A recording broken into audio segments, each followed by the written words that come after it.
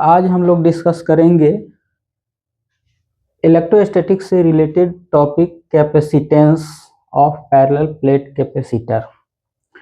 इसके पहले इलेक्ट्रोस्टैटिक्स के सारे टॉपिक्स को डिटेल हम रिवीजिंग करा चुके हैं। तो आज का टॉपिक है capacitance of parallel plate capacitor. ये स्टेट बोर्ड या सीबीएसई बोर्ड के लिए भी आई है 2026 के लिए। ये काफ़ी इम्पोर्टेंट टॉपिक है। तो इसमें हम बात करेंगे कि कैसे क्वेश्चन राइज करता है और ये लॉन्ग में आएगा या शॉर्ट में आएगा या किस टाइप का क्वेश्चन आएगा। तो चलिए इस पर डिटेल हम बात करेंगे। यहाँ दिया हुआ है 3 topic. Capacitance of parallel plate capacitor, ये बिल्कुल इंडिपेंडेंट पैरेलल प्लेट कैपेसिटर है। इसका कैपेसिटेंस निकाल कर दिखाना है। इसमें है capacitance of parallel plate capacitor with dielectric slab. Parallel plate capacitor तो है, लेकिन ये सेकेंड केस हो गया कि पैरेलल प्लेट कैपेसिटर के अंदर यदि डाइलेक्ट्रिक स्लैब लगी हुई हो तो हम उसका कैपेसिटेंस वैल्यू कैसे निकालेंगे, इसका एक्सप्रेशन यहाँ पर निकालना है, फार्मूला डेरिवेशन करना है। तीसरा इसमें दिया हुआ है capacitance of parallel plate capacitor with conducting slab. NCERT book में ये तीनों एक साथ कंबाइन करके दिया गया होता है, लेकिन कभी भी एग्जाम में ये तीनों एक साथ कंबाइन करके नहीं पूछता है। या तो पूछेगा capacitance of parallel plate capacitor with dielectric slab या capacitance of parallel plate capacitor with conducting slab. तीनों के थ्योरी को लिखने का प्रोसेस एक ही जैसा है, थोड़ा थोड़ा उसके अंदर जो है डेरिवेशन में हम लोग संशोधन कर देंगे, हो जाएगा। ये तीनों टॉपिक एकदम इजी है।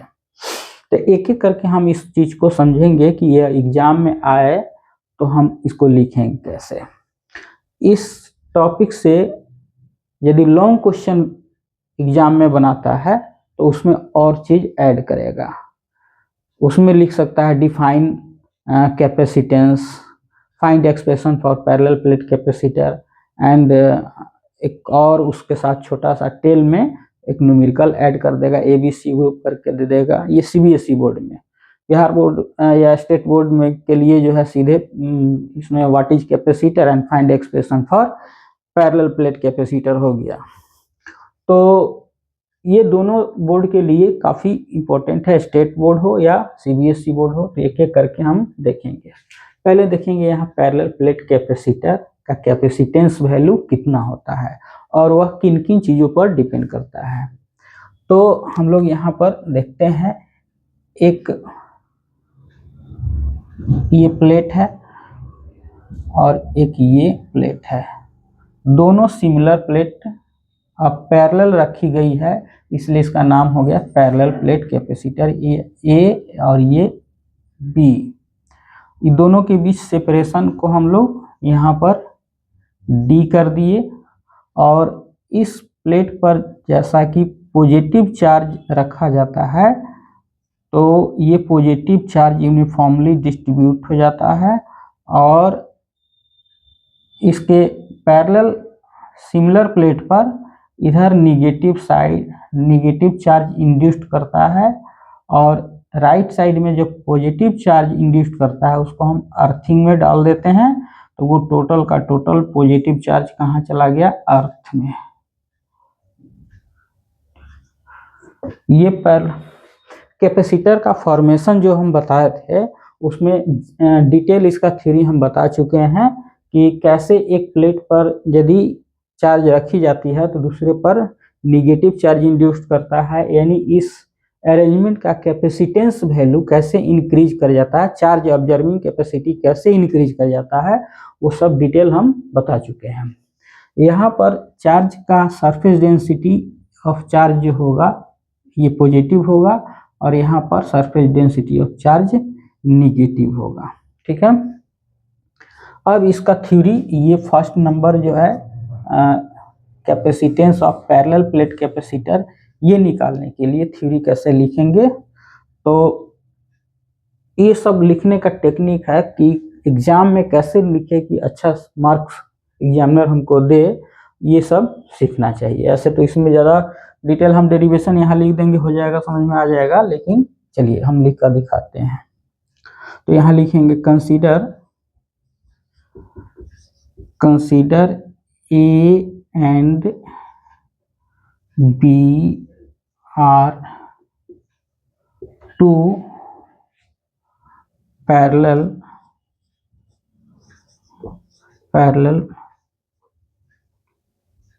Plate separated by a small distance d as shown in figure। ठीक है, इतना लिखेंगे। अच्छा, अब इस दोनों प्लेटों के बीच, यहाँ पॉजिटिव यहाँ नेगेटिव है, इलेक्ट्रिक फील्ड सेटअप होगा। इलेक्ट्रिक फील्ड के कारण इस दोनों प्लेटों के बीच पोटेंशियल कितना जनरेट करेगा, तो potential between both plate of capacitor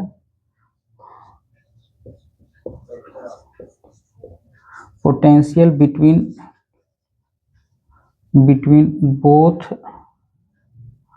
plate of capacitor, दोनों प्लेटों के बीच पोटेंशियल V इक्वल टू होता है इलेक्ट्रिक फील्ड इनटू डिस्टेंस, ये पोटेंशियल होता है।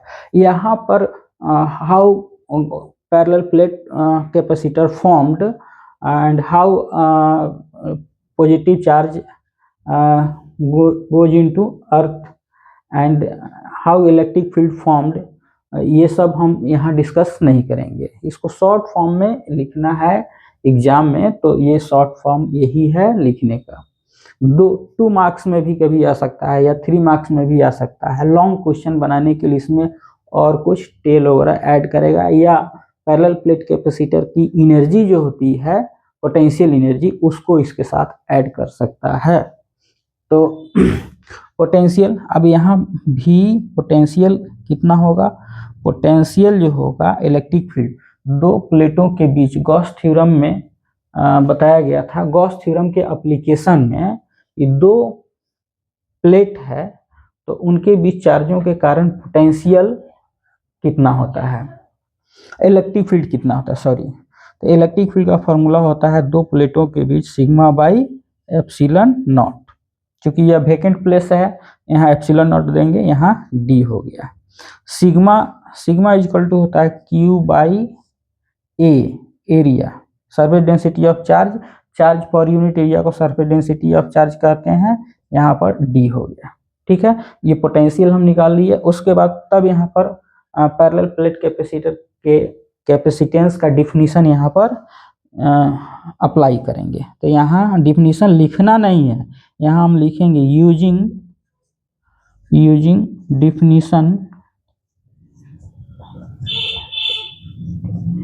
definition of capacitance